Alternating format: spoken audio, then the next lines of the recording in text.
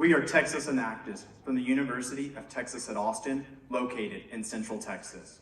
Today, we would like to share our project, Renewable, a sustainable solution to the lack of clean, potable water in the Rio Blanco region of Nicaragua. Let us begin by taking a journey to the tropical rainforests of Central America, where the weather is as warm as the people and the scenery a gateway to paradise. But behind this paradise lies a large problem. Much like the quote from the poem The Rime of the Ancient Mariner, water, water everywhere, but not a drop to drink, the country of Nicaragua receives 140 inches of rainfall per year. In fact, it rains nearly every day. But despite this, a full 72% of the population in rural areas lack access to potable water, leading to disease or even death due to waterborne illnesses. Sadly, the majority of those affected are young children. We chose to work on this project because of the serious concerns caused by drinking contaminated water. According to UNICEF, in Nicaragua alone, waterborne illnesses are responsible for 18% of deaths in children under 5 years old. But the problems don't just stop with health.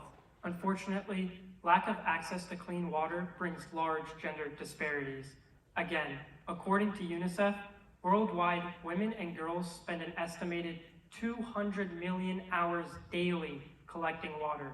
This is time that they are unable to use working at income-generating jobs, caring for family members, or attending school. This leads us to our project, Renewable. So how did we come up with the idea behind the renewable rainwater filtration systems? It all started with two of our students who believed that a rainwater collection system designed to be built out of local materials with little to no moving parts would empower people who lack access to fresh, clean water. They came up with a crude blueprint, but they weren't exactly sure how to refine the design of such a system or where in the world to deploy it. It was important for our team not to fall victim to the white savior complex, and instead, we only wanted to work with communities that asked for our help, and in turn, we would provide them with a solution to the problem they told us they had. This led our Sam Walton Fellow, Dennis Passavoy, to introduce us to Project Schoolhouse, an Austin-based, non-governmental organization working towards providing clean, safe water in Nicaragua. Project Schoolhouse has been building distributed clean water systems and schools in the Rio Blanco region of Nicaragua for the past 15 years, but they never thought about building a rainwater catchment system. The communities they work in are small, roughly 35 to 50 multi-generational families with an average of 6 members per family who farm for a living. The children in these areas, particularly girls, spend a large part of their day collecting water from contaminated rivers and creeks, meaning they are not able to go to school. Project Schoolhouse currently has a 10-year-long waiting list for their water projects, leaving many people waiting to receive clean and safe water. Our rainwater systems provide an intermediary solution that supplies enough potable water to relieve the immediate stress on children while they are in school. This in turn led to another future partner, Localized Water Solutions, who had been designing various water projects around the world.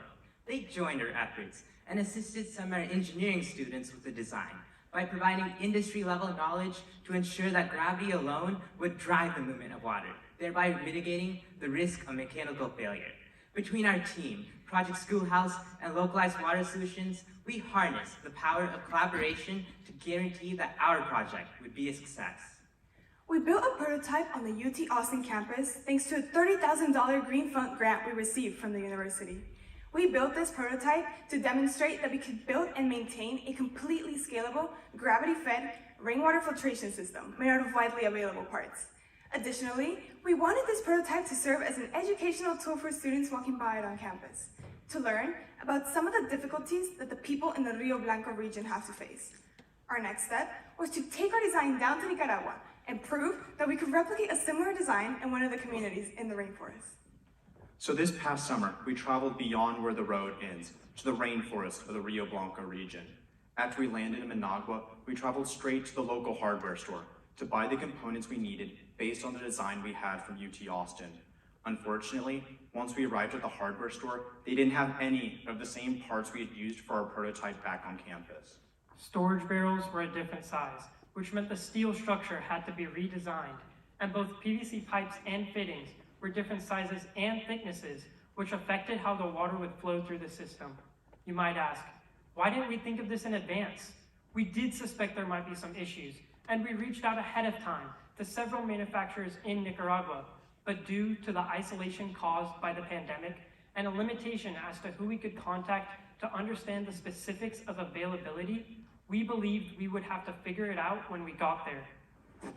We leaned into the problem and completely revised the design. From there, we ended up changing the system, and 4 hours later, after we landed in Nicaragua and modified the parts list to match what we could buy locally, we ended up loading everything onto a truck, and then from there, headed to San Isidro, a community in Nicaragua that asked for our help in helping collect rainwater for their school children. Our renewable system captures rainwater off the roof of the school and transfers it into a holding tank. Then, a small amount of chlorine is added before the water traverses into a filtration column where large debris is removed. Finally, the water is transported into a barrel from which it can be used to safely drink, cook, or wash with. This system is also largely scalable because more capacity can be added by simply increasing the size and/or the number of barrels. Our system also includes a set of electronics and sensors designed to measure the flow of water, the amount of chlorination, and the amount of fresh water in the system, all so that we could, in turn, see this information via the internet from our home in Austin, Texas. If anything was out of limits, such as the amount of chlorine in the system running low, we could notify someone in the community to correct the problem. But as soon as we connected the electronics, flipped the on switch, stood back, and celebrated, someone yelled, "There's smoke coming out!" It turns out that the electronics we had designed back in the US were not compatible with the electric grid and cellular system in Nicaragua. Our biggest accomplishment had become our biggest problem. We had to reach deep and once again figure out how to make it work. We quickly adapted and built a mechanical chlorination system using the same principles as the electronic one, with the only difference being that the filtration levels would now have to be manually set within the safe boundaries of 4 milligrams of chlorine per liter of water, as defined by CDC guidelines. We haven't given up on using the electronics and sensors in the future. For some of these communities, we might decide to include them, but otherwise, leaving them out simplifies the design and significantly reduces the cost by almost 50%. In the end, the school in San Isidro has a reliable and sustainable source of fresh, clean water for the children at the school to use. And it only took us 4 days and less than $5,000 in contrast to the 6 to 12 months and $60,000 it takes Project Schoolhouse to build a fully distributed water system in these communities. While we recognize that the system is just a stopgap to a larger problem, we were still able to positively impact the lives of 113 individuals in 3 different ways. 1. The 26 girls and 51 children at the school in total now have a source of fresh, clean water, with whatever is left over at the end of the day able to be taken home. 2. There is an increase in health literacy, since the children are learning to form healthy habits, such as washing their hands after using the bathroom. And 3, the incidence of waterborne diseases has been largely mitigated from the water used at the school. With this impact enlarged to the entire Rio Blanco region into approximately 80 similar communities, and by possibly licensing out our design to other NGOs and nonprofits with similar goals, this impact can be enlarged to reach over 10,000 underserved Nicaraguans. Here's some of the excitement displayed by a few of the local school children about having fresh, clean water to drink. Let's watch.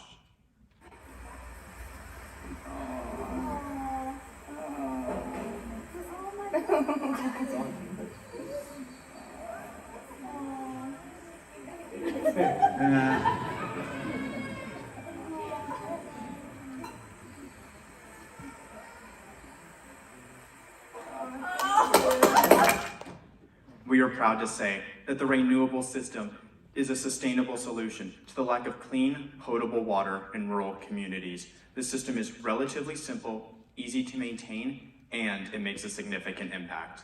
Our plan is to continue working to deploy the renewable systems in communities throughout the Rio Blanco region as a means of bridging the long wait for clean water, and in the process, changing the lives of many Nicaraguans for the better. We would like to leave you with a quote from our university's slogan, "What starts here changes the world." And we truly believe that our renewable project is changing the world. and we hope to continue making a positive impact, one community at a time, through our work as a part of Enactus. Thank you and hook 'em.